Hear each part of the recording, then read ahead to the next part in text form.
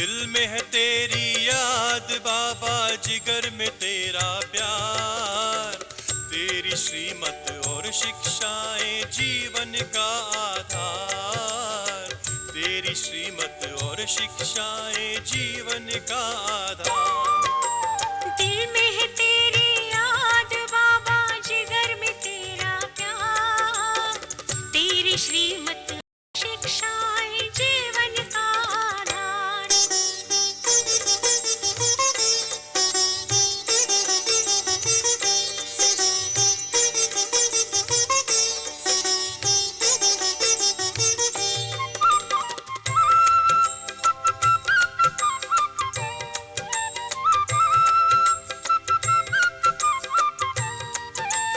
पद्मा पदम सौभाग्यशाली तुमने हमें बनाया। नवजीवन दे करके तुमने दिल में हमें बिठाया। पद्म पदम सौभाग्यशाली तुमने हमें बनाया। नव जीवन दे करके तुमने दिल में हमें बिठाया। अब तो ये जीवन है बाबा तुझ पर ही बलिहार। अब तो ये जीवन है बाबा तुझ पर ही बलिहार। तेरी श्रीमत और शिक्षाएं जीवन का आधार। तेरी श्रीमत और शिक्षाएं जीवन का आधार।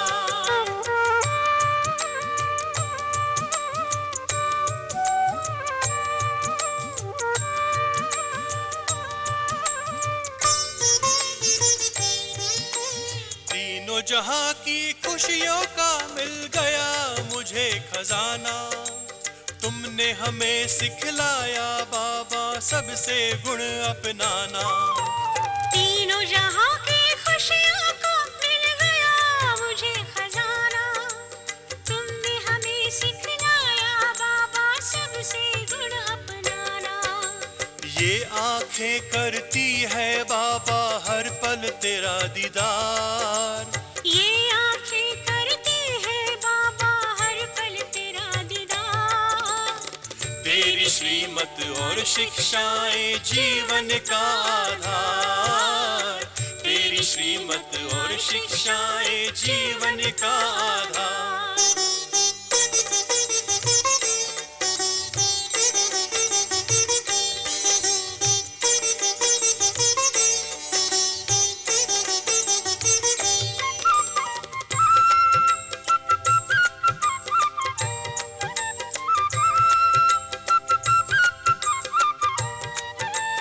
ओ बाबा अंतर मन मेरा तेरे ही गुण गाए। धन्य बनाया जीवन तुमने सुख की राह दिखाए। ओ बाबा अंतर मन मेरा तेरे ही गुण गाए। धन्य बनाया जीवन तुमने सुख की राह दिखाए। तुझको पाकर ही बाबा अब जीवन है उजियार। तुझको पाकर ही बाबा अब जीवन है उजियार। तेरी श्रीमत और शिक्षाएं जीवन का आधार। तेरी श्रीमत और शिक्षाएं जीवन का आधार। दिल में है तेरी याद बाबा, जिगर में तेरा प्यार। दिल में है तेरी याद बाबा, जिगर में तेरा प्यार। तेरी श्रीमत और शिक्षाएं जीवन का आधार। तेरी श्रीमत और शिक्षाएं जीवन का आधार।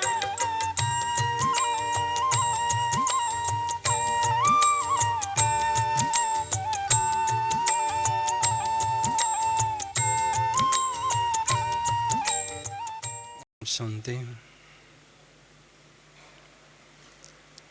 याद और सेवा का उत्साह संगम युगी ब्राह्मण जीवन में याद और सेवा इन दो सब्जेक्ट्स का बहुत ही महत्व है, क्योंकि याद के द्वारा हमारे जन्म जन्मांतर के विकर्म भस्म होते हैं और सेवा के द्वारा हम भविष्य श्रेष्ठ प्रारब्ध की प्राप्ति करते हैं। इसलिए याद और सेवा का उमंग होना अति आवश्यक है, क्योंकि हम देखते हैं जिस कार्य में हमारा उत्साह होता है उस कार्य में बहुत अच्छी सफलता हमें मिलती है।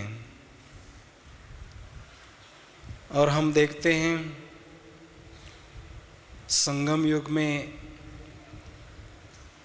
हमें विशेष भाग्य बनाने का चांस मिलता है, वो केवल संगम युग में ही मिलता है। सारे कल्प में केवल एक ही बार हमें चांस मिलता है। इसलिए पूरे उत्साह के साथ अगर हम याद और सेवा का अभ्यास करते हैं तो सहज ही हम अपने लक्ष्य की ओर तेजी से आगे बढ़ सकते हैं, क्योंकि ब्राह्मण जीवन में आलस्य हमारा सबसे बड़ा दुश्मन है। आलस्य हमें परमात्मा से खजाने प्राप्त करने में बाधा डालता है। इसलिए सदैव हम याद रखें कि संगम युग है अल्लाह की वेला, भाग्य बनाने की वेला। तो इस अल्लाह के वेला में मुझे अलबेला नहीं बनना है। इसको हम सदा बुद्धि में रखें, या दूसरे शब्दों में कहें, सुस्ती को अपने जीवन रूपी डिक्शनरी से सदा के लिए निकाल दें, क्योंकि उत्साह हमारे जीवन में साहस की अनुभूति कराता है। और कोई भी कार्य को अच्छी तरह से करने के लिए साहस और उमंग की आवश्यकता होती है। जब हम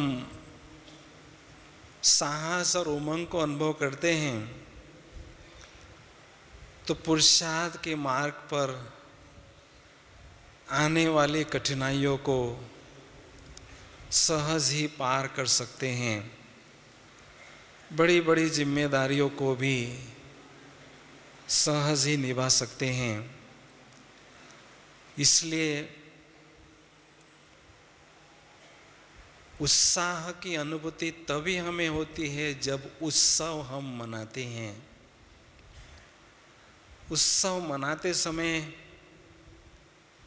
किसी न किसी प्रकार से हम अच्छी कंपनी में स्वयं को अनुभव करना चाहते हैं। तो संगम युग में हमें सर्वश्रेष्ठ सर्वोत्तम जो बाबा हैं उनकी श्रेष्ठ कंपनी मिलती है। तो हर पल हर घड़ी हम उत्साह मनाकर उत्सव मना सकते हैं। इसलिए परमात्मा के संग में रहकर निरंतर याद और सेवा में उत्साह को हम बढ़ाते चलें।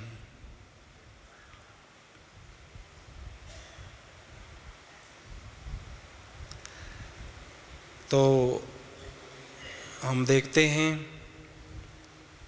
जो हमारी दादियां हैं, इतनी उम्र में होते हुए भी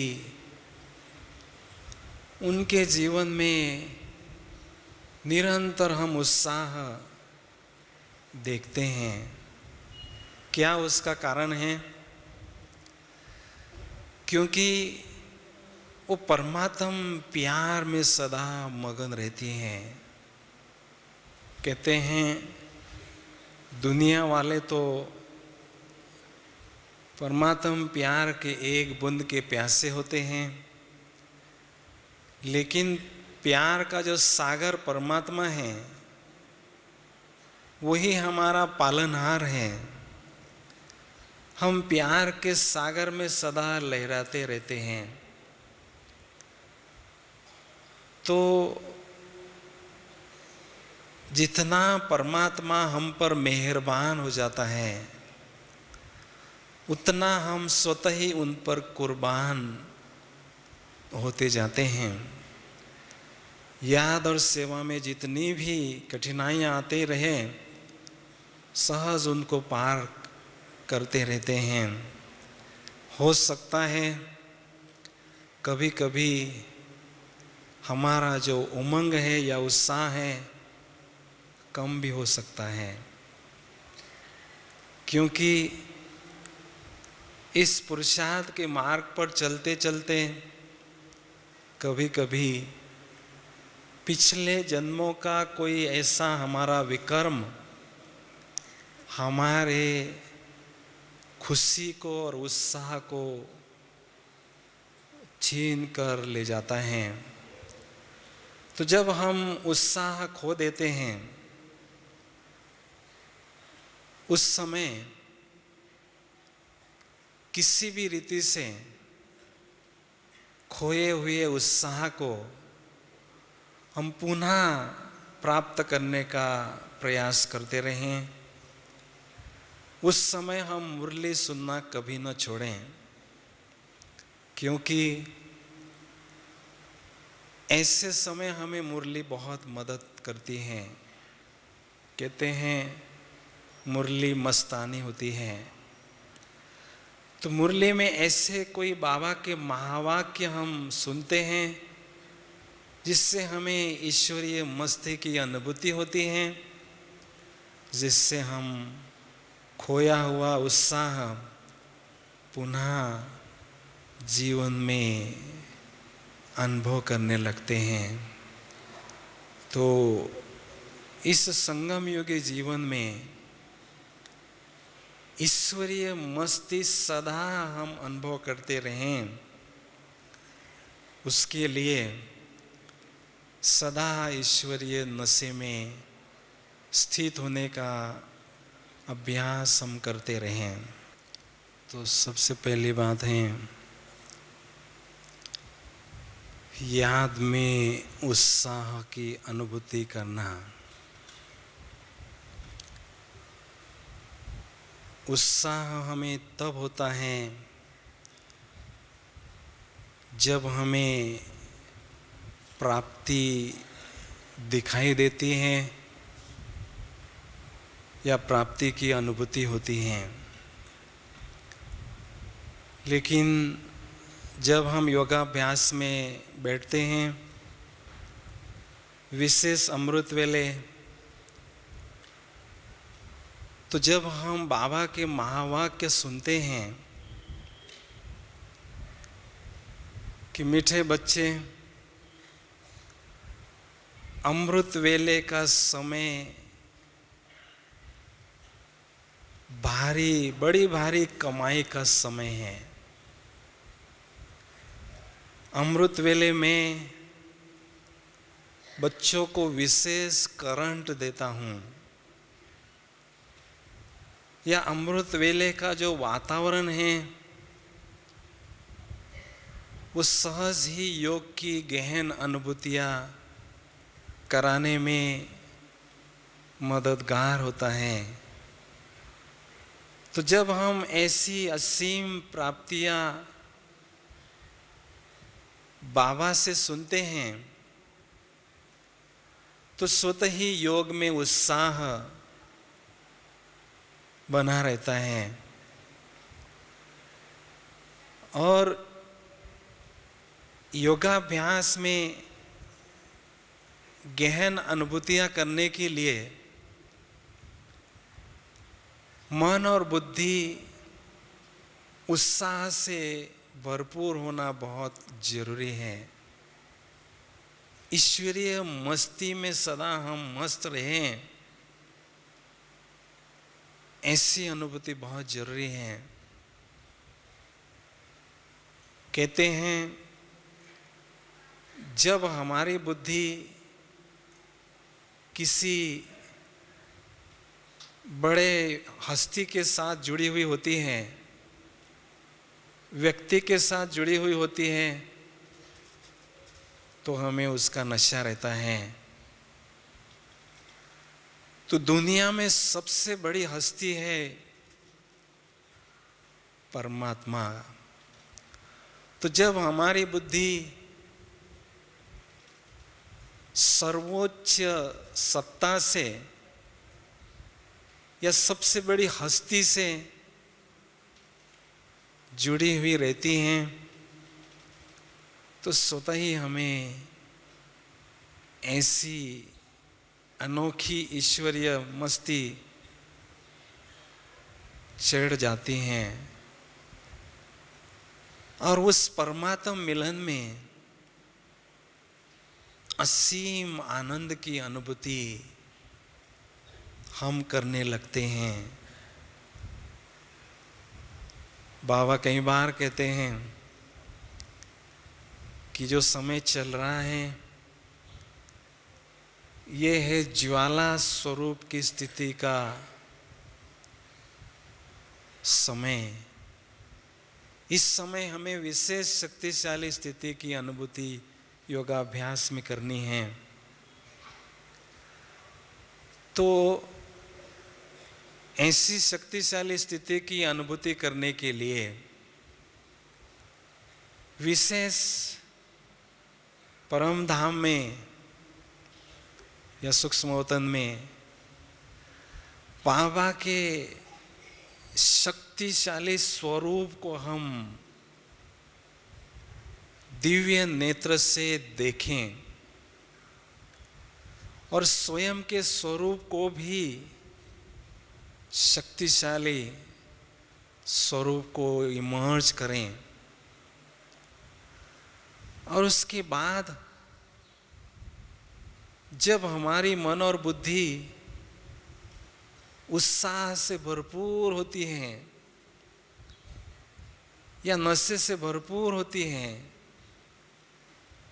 परिणामतः एकाग्रता से, पूर्णतया एकाग्रता से उस परमात्म मिलन में हम खो जाते हैं और बहुत ही गहन अनुभूति हम करने लगते हैं। बहुत ही शक्तिशाली स्थिति की अनुभूति हमें होने लगती है।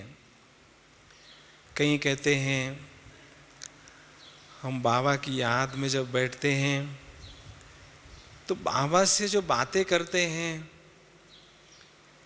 कितने समय तक बाबा से बातें करें, 1 घंटा 2 घंटा, बाद में क्या करें, तो निराश हो जाते हैं। जब परमात्मा हमें इतने लंबे समय के बाद मिले हैं, तो जब बहुत लंबे समय के बाद कोई व्यक्ति मिलता है तो घंटों घंटों हम उनके साथ दिल की बातें करते हैं, लेकिन अगर बातें न करते हुए हम उनके संग में बैठे ही रहें, केवल उनके संग में बैठे ही रहें तो भी उनके संग का हम आनंद ले सकते हैं। और हमारी स्थिति उत्तरोत्तर आगे बढ़ती जाती है।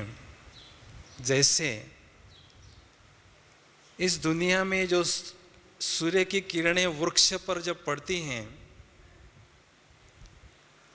तो स्वतः ही उसमें एक ऊर्जा उत्पन्न होती है जिससे वह वृक्ष दिन प्रतिदिन वृद्धि को पाता रहता है। ऐसे ही ज्ञान सूर्य की रोशनी में जब हम बैठे रहते हैं,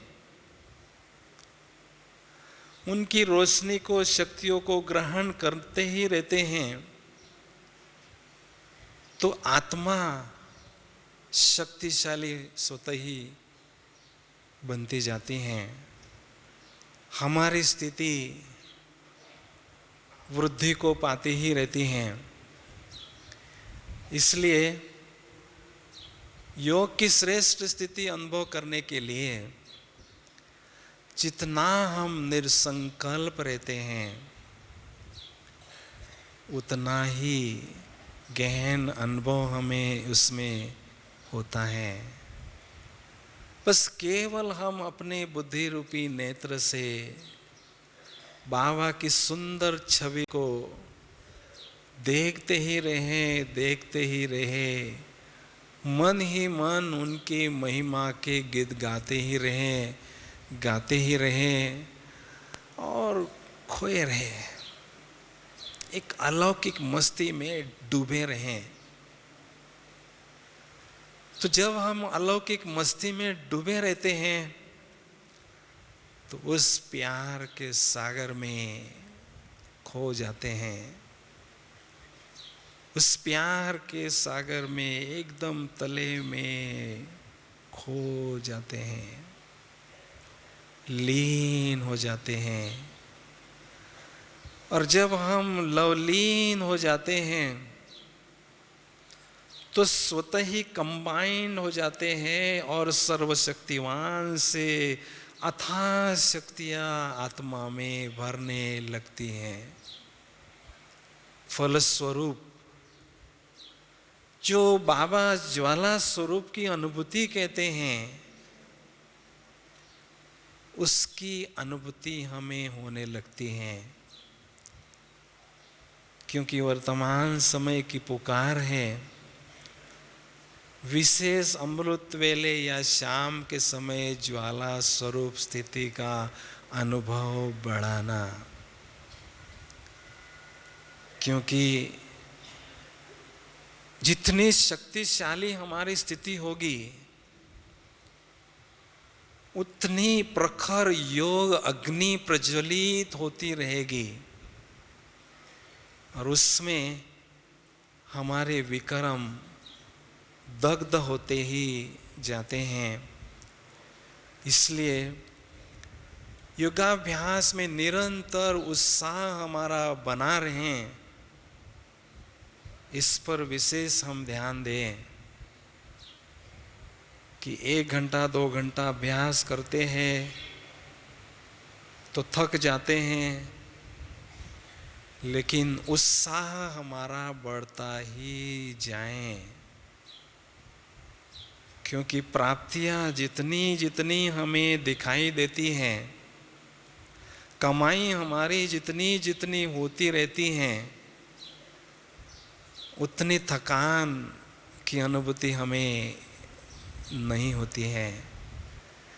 इसलिए बाबा कहते हैं निरंतर मेरी याद में मस्त रहो। लेकिन निरंतर बाबा की याद में अगर हम रहना चाहते हैं, निरंतर उसमें अंतर ना हो, तो ऐसी निरंतर योग की स्थिति की अनुभूति करने का राज क्या है, क्या सीक्रेट है उसका? अगर 2 बातों पर हमारा बहुत अच्छी तरह से अभ्यास पक्का हो जाता है तो योगाभ्यास हमारा निरंतर बनता जाता है। तो पहली बात है, निरंतर निराकारी स्थिति में, आत्मिक स्थिति में सहज रीति से स्थित होने की क्षमता को बढ़ाते रहना। जितना हो सके आत्मिक स्थिति हमारी निरंतर और सहज हमें अनुभव होती रहे। चलते फिरते भ्रुकुटी में आत्मा चमकता हुआ हीरा विराजमान है और उससे दिव्य प्रकाश का आभा मंडल चारों ओर फैल रहा है। ऐसी स्थिति में हम जब स्थित होते हैं और जो भी सामने आता है उसको उसी दृष्टि से देखते हैं तो हमारी याद सहज हो जाती है। इसके साथ साथ दूसरी बात है, निरंतर ईश्वरीय नशे की अनुभूति करते रहना। उसके लिए निरंतर सोमान की सीट पर सदा सेट रहने का अभ्यास करते रहना, ये बहुत जरूरी है। क्योंकि जब हम सोमान की सीट को छोड़ देते हैं तो नशा हमारा कम हो जाता है, जिससे बाबा की याद भी भूल जाती है। इसलिए निरंतर सोमान को हम बढ़ाते रहें। जिन सोमान की स्मृति से हमें एक अनोखी खुशी की अनुभूति होती है, ऐसे सोमान के पॉइंट्स को बुद्धि में रखें और उसके स्वरूप में स्थित होने का अभ्यास करते रहें, गुप्त ही गुप्त। तो योगाभ्यास में निरंतर हमारी उन्नति होती ही जाती है। क्योंकि इस यूनिवर्सिटी के जो टॉपर होंगे,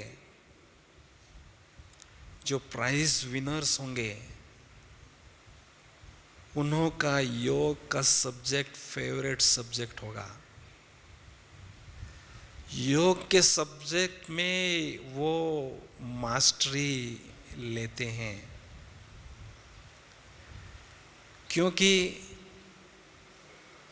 बाबा कहते हैं, योगी, सच्चे योगी बच्चे ही मेरे निरंतर सहयोगी बच्चे हैं।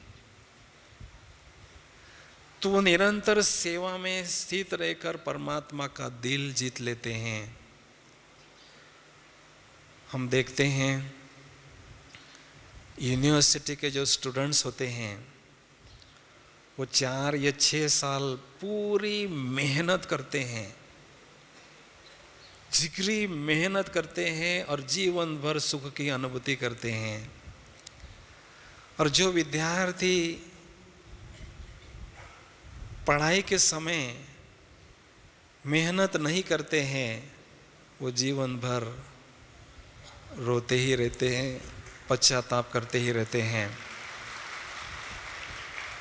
तो ये हमारा है विद्यार्थी जीवन, स्टूडेंट लाइफ है।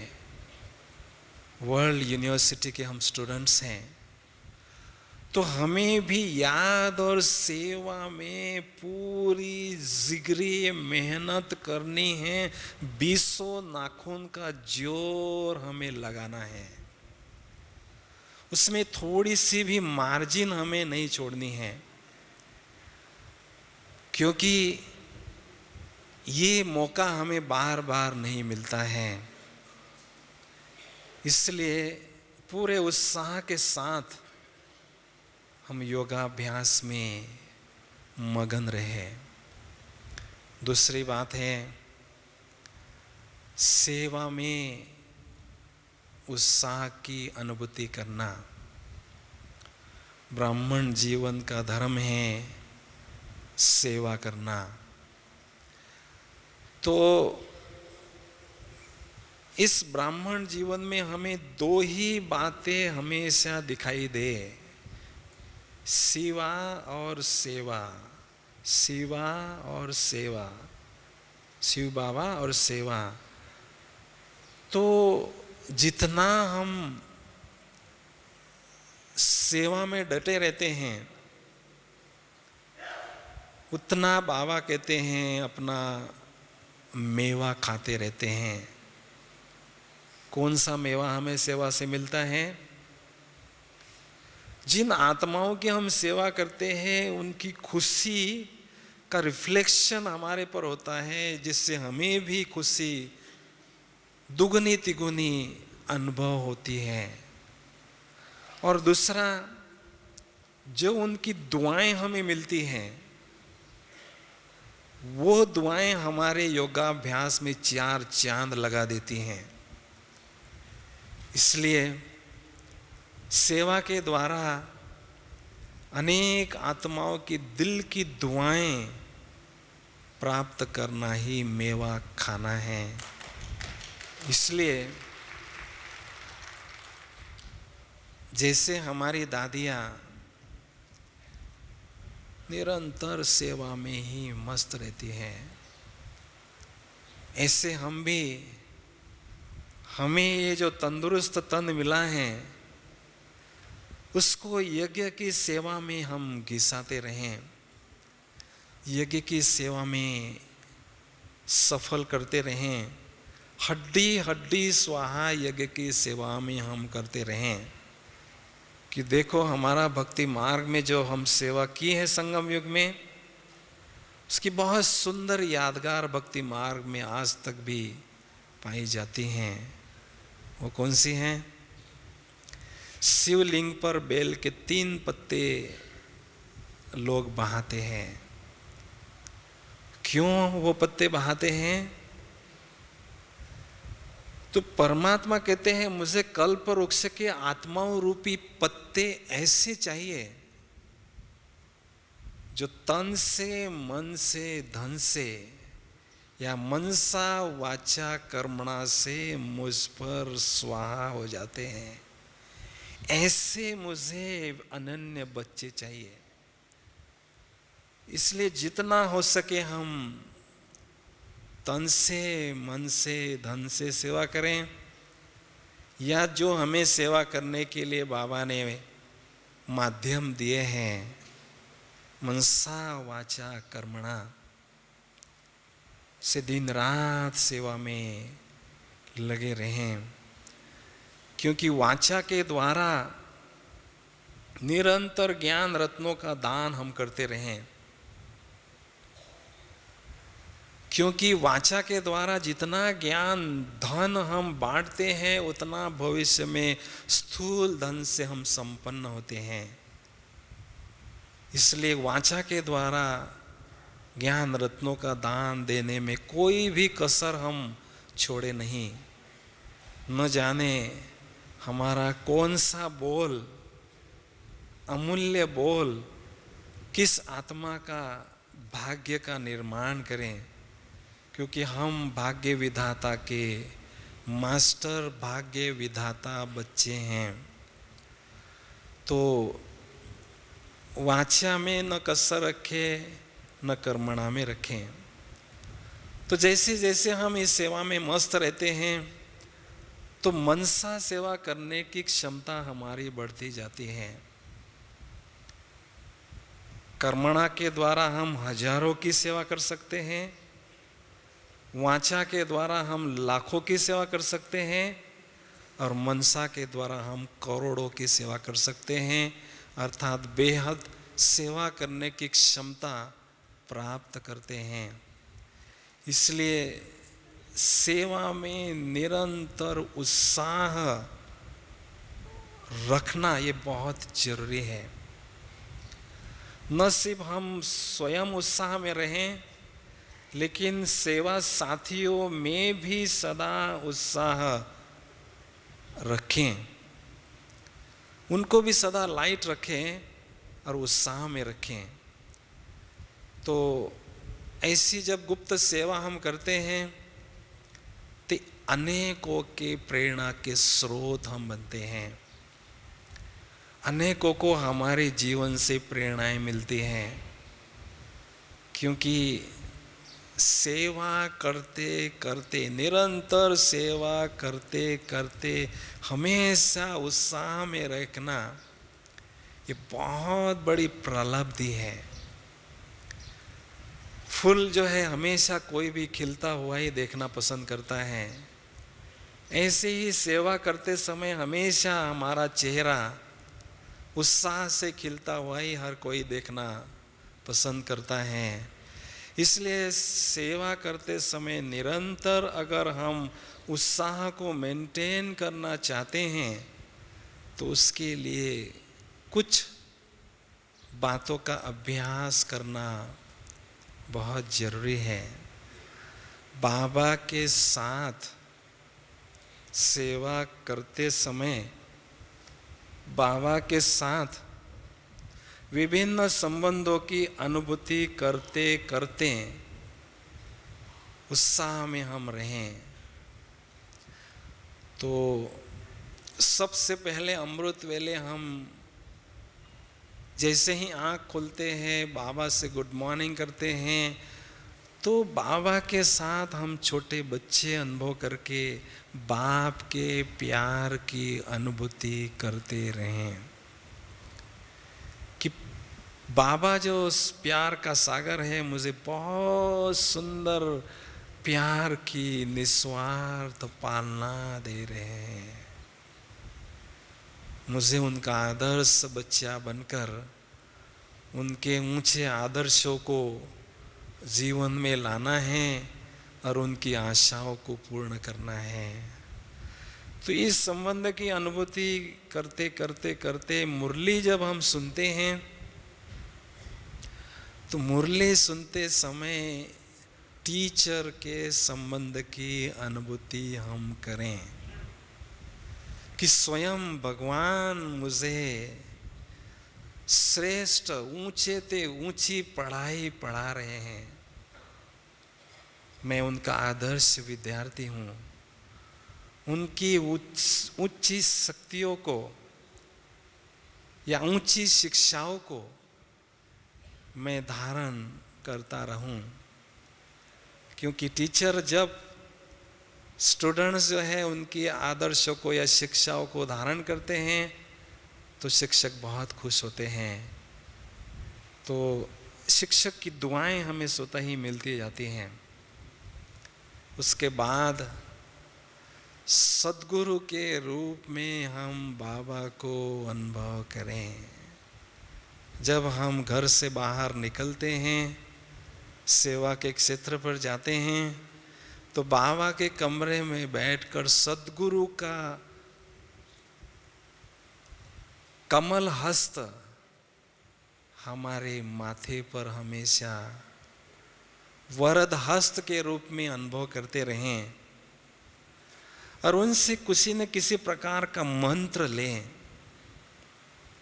कुछ ऐसी शिक्षा लें, कुछ ऐसा वरदान लें या कुछ ऐसा मंत्र ले जो सारे दिन भर में उसको जीवन में अपनाने का ध्यान रखें। तो सद्गुरु के रूप में भी हम बाबा को बहुत सुंदर रीति से अनुभव करें। उसके बाद जब सारे दिन भर में हम सेवा के क्षेत्र में रहते हैं तो परमात्मा को सखा के रूप में, खुदा दोस्त के रूप में अनुभव करें। जब हम कठिन कार्य करते हैं उस समय हमारे साथ में अपना मित्र, फास्ट फ्रेंड जब होता है तो वो हमें हल्का भी रखता है और सूक्ष्म मदद भी करता है। उसके कंपनी को हम एंजॉय करते हैं। तो ऐसे ही परमात्मा को सखा के रूप में सारे दिन भर में अनुभव करते रहें। सदा हम सखा के साथ चल रहे हैं, घूम रहे हैं, काम कर रहे हैं, सेवा कर रहे हैं, तो उसके कारण हमेशा हम हल्केपन की अनुभूति करते रहते हैं और सेवा में हमेशा हमारा उमंग बना रहता है। जब सेवा करके हम घर आते हैं तो माँ के रूप में परमात्मा को अनुभव करें। थका हारा बच्चा जब घर में जाता है तो माँ उसकी बहुत प्यार से पालना करती है, खिलाती है, पिलाती है, थकान मिटाती है और बच्चा जो है माँ के गोद में सो जाता है। तो हमारी जो अलौकिक माँ है उसके गोद में हम रात्रि को सो जाएं, सारी दिनचर्या में जो भी बातें आए हैं बाबा को बता दें और हल्के फुल्के होकर नन्हा मुन्ना बच्चा बनकर माँ की गोद में सो जाएं। तो कहने का भाव मेरा ये है कि सारे दिन भर में परमात्मा के विभिन्न संबंधों की अनुभूति अगर हम करते रहते हैं तो हमारा उत्साह निरंतर बना रहता है, क्योंकि बाबा का इशारा विशेष हमें मिला है। शिवरात्रि के दिन बाबा ने एक इशारा हमें दिया है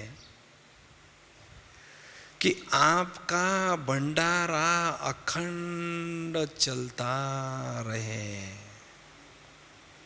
जैसे हम बाबा के घर में देखते हैं, बाबा का जो भंडारा है अखंड चलता रहता है।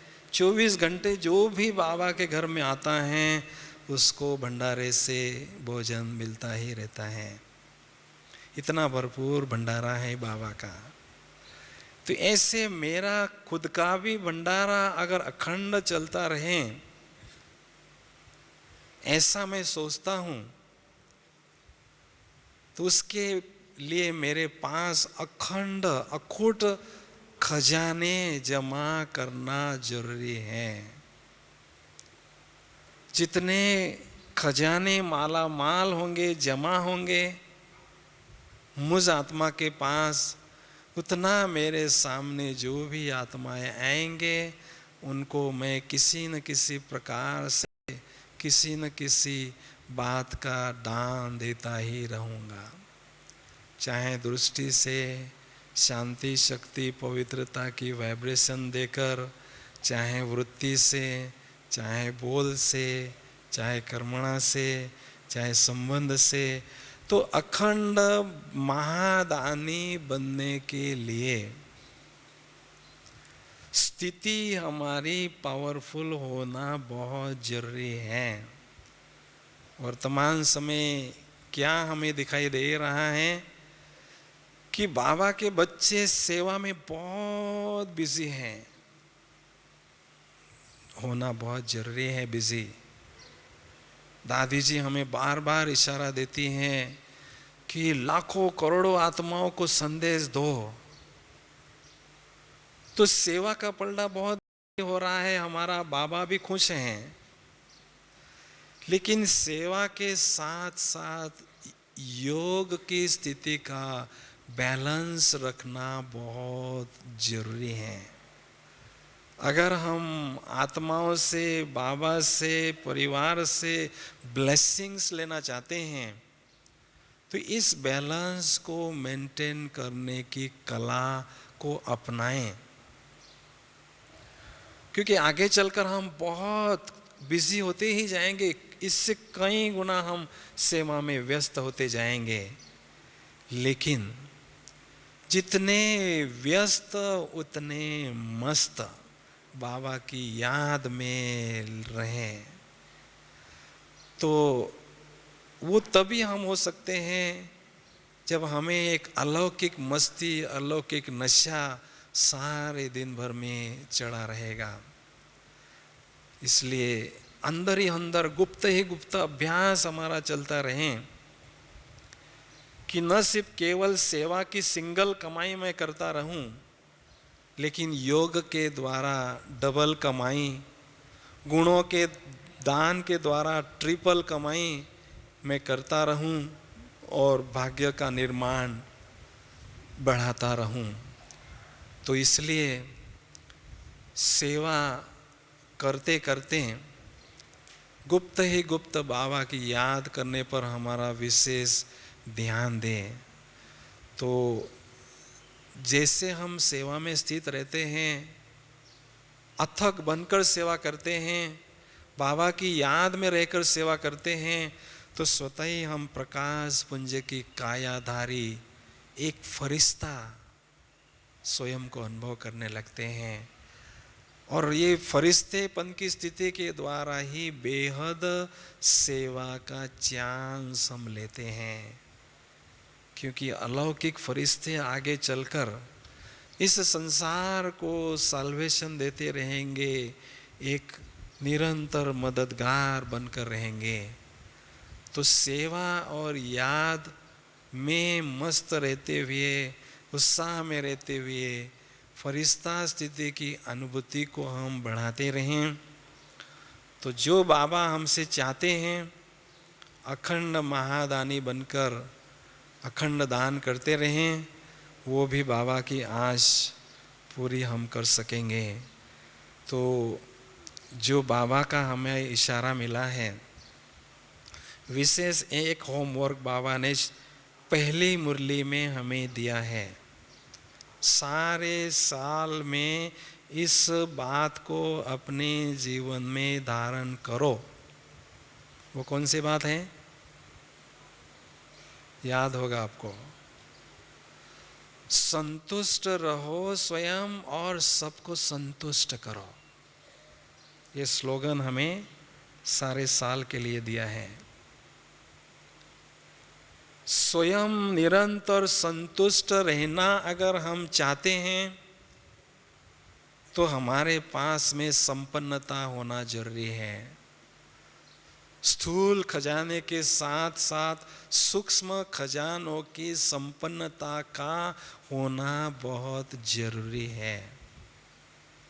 साथ साथ सर्व को संतुष्ट अगर हम करना चाहते हैं तो हमारे पास जो खजाने हैं उन खजानों का अगर हम दान देते रहें, रहम दिल होकर, दया के सागर के बाप के बच्चे दया के स्वरूप में स्थित होकर सबको दान देते रहें, तो सबको संतुष्ट करने की कला हमारे पास हम हासिल कर सकते हैं। ये बाबा का एक इशारा हमें क्यों मिला है? क्या इसके पीछे राज है? क्योंकि ये जो विशेषता है, ये विशेषता है संपूर्ण स्थिति की चिन्ह या संपूर्ण स्थिति का विशेषता। तो इस विशेषता को धारण करते करते हम अपने संपूर्णता की मंजिल पर पहुंच सकेंगे। इसलिए कल्याणकारी बाबा ने हमें ये होमवर्क दिया है। तो बाबा के इस इशारे को जीवन में हम अभिन्न अंग के रूप में अपनाएं, उसके लिए याद और सेवा में निरंतर उत्साह का होना बहुत जरूरी है। जितना जितना योगाभ्यास में हम मस्त होते जाएंगे, एक बात याद रखें, खो जाना अगर हमें आता है तो खजानों की प्राप्ति हमें हो सकती है। खुद में और खुदा में खो जाना जिसको आता है वो खजानों से भरपूर हो जाते हैं। और वही जो बाबा की आश है, संतुष्ट स्वयं रहने की और सर्व को संतुष्ट करने की, वो पूरा करके बाबा का नाम बाला कर सकेंगे। बाबा ने हमें एक इशारा और भी दिया है कि बच्चे दर्शनीय मूर्त बनो। क्यों इशारा ये मिला है? हर एक मेरा बच्चा दर्शनीय मूर्त बने, बाप का दर्शन अपने सूरत के द्वारा करें। क्यों? क्योंकि प्रत्यक्षता का समय समीप आ रहा है, ये उसकी निशानी है। लेकिन दर्शनीय मूर्त हम कब बन सकेंगे?